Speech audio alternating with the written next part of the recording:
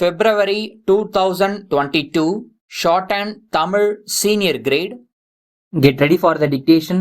10 seconds. 5 seconds. Start. மாண்புமிகு பேரவை தலைவர் அவர்களே, வேளாண்மைக்கென்று அமைந்திருந்த துறையை வேளாண்மை உழவர் நலத்துறை என்று பெயர் மாற்றம் செய்து வேளாண் பெருமக்களையெல்லாம் பெருமிதம் கொள்ள வைத்த மாண்புமிகு முதலமைச்சர் அவர்களுக்கு தமிழகத்தின் முதல் வேளாண் நிதிநிலை அறிக்கையை பணிவுடன் அளித்து என் பணியை தொடர்கிறேன். இன்று மனித நாகரிகம் பன்மடங்கு உயர்ந்தாலும் உணவின்றி உயிர் வாழ இயலாது என்பதில் யாருக்கும் மாற்று கருத்து இருக்காது.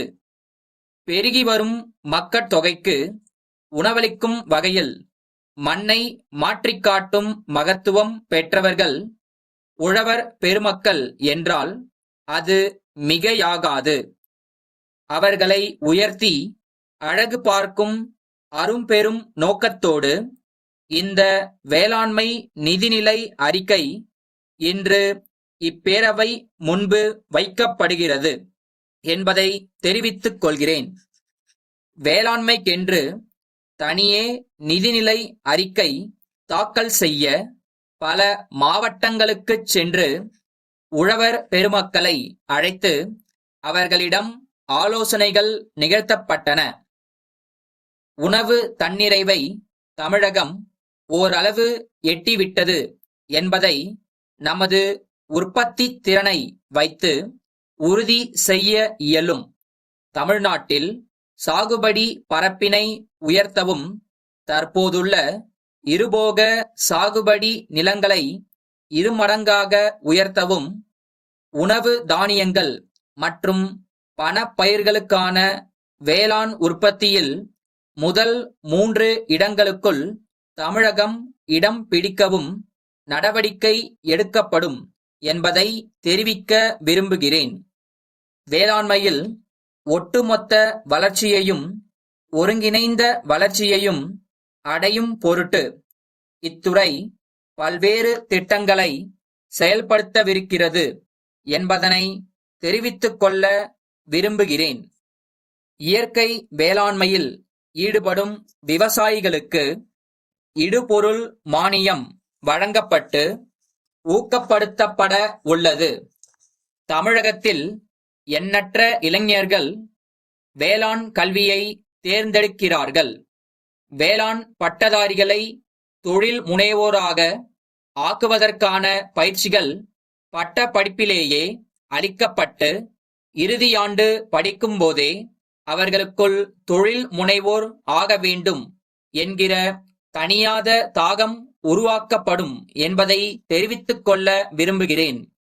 வேளாண்மை என்பது உன்னதமான தொழில் என்பதனை அனைவருக்கும் உணர்த்தி அதை மீண்டும் பழைய நிலைக்கு கொண்டு வரும் முயற்சியில் தமிழக அரசு முழுவதுமாக ஈடுபடும்.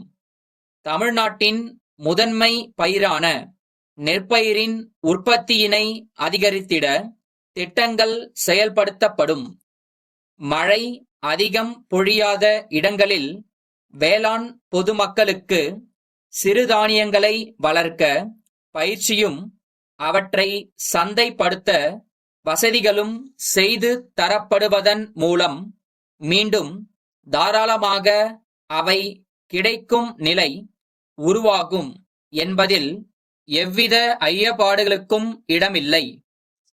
அறுவடை காலங்களில் விளைபொருட்களின் விலை வீழ்ச்சியிலிருந்து விவசாயிகளை பாதுகாக்கும் பொருட்டு ஒழுங்குமுறை விற்பனை கூடங்கள் மூலம் விவசாயிகளிடமிருந்து நேரடியாக குறைந்தபட்ச ஆதரவு விலையில் கொள்முதல் செய்ய நடவடிக்கை எடுக்கப்படும் என்பதை தெரிவித்துக் கொண்டு நல்வாய்ப்பிற்கு மீண்டும் ஒருமுறை எனது மனமார்ந்த நன்றியை தெரிவித்து எனது உரையை நிறைவு செய்கிறேன். சென்னை சிவானந்தா சாலையில் உள்ள சிவன் பரதக்கலை பயிலகத்தின் உரிமையாளர்கள் சென்னை வடக்கு மாடவீதி மயிலாப்பூரில் உள்ள பார்வதி நவீன ஆடையகத்தின் உரிமையாளருக்கு எழுதிய 2 டிசம்பர் 2021 நாளிட்ட கடிதம். அன்புடையீர், கடந்த 10 ஆண்டுகளுக்கும் மேலாக பரதம் உள்ளிட்ட நடனங்களை சிறார்களுக்கு நாங்கள் கற்றுக் கொடுத்து வருகிறோம் என்பதை மகிழ்ச்சியுடன் தெரிவித்துக் கொள்கிறோம். பல இடங்களில் எங்களுடைய மாணவர்களின் நடன நிகழ்ச்சிகள் பொதுமக்களின் பாராட்டுதல்களை பெற்றுள்ளன. நடன நிகழ்ச்சிகளுக்கென நன்கு வடிவமைக்கப்பட்ட ஆடைகளை இணைப்பில் கண்டுள்ளபடி வருகிற ஜனவரி மாதத்திற்குள் தயார் செய்து தர தங்கள் ஒத்துழைப்பை நாடுகிறோம். தங்கள் நிறுவனத்தின் மூலம் நடன நிகழ்ச்சிகளுக்காக தயார் செய்யப்பட்ட உடைகளின் புகைப்படங்களோடு நேரில் எங்கள் பயிலகத்திற்கு வந்து விவரங்களை தெரிவிக்குமாறு அன்புடன் கேட்டுக்கொள்கிறோம். வரும் பிப்ரவரி மாதம் எங்களது நடன நிகழ்ச்சி கோவையில் நடைபெற உள்ளதால் அதற்கான ஆடைகளை விரைவில் பெற்று மாணவர்களுக்கு வழங்கப்பட வேண்டியுள்ளதால் இதற்கு முக்கியத்துவம் அளிக்குமாறும் அன்புடன் கேட்டுக்கொள்கிறோம். தங்கள் நம்பிக்கையுள்ள